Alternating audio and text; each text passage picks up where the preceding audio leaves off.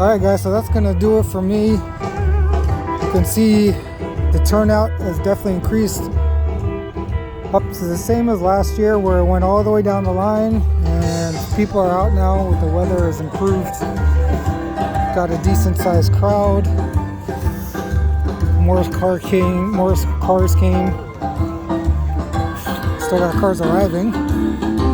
Eldorados.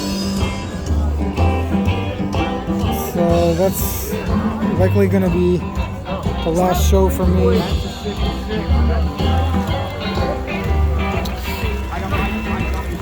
But the turnout has definitely picked up. It's been a really nice show. People came out. And we'll get the last of these cars pulling in. Another Eldorado. It's the first one of this car show. I like that one.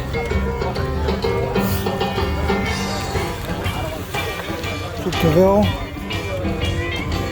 It's like the 75, 76.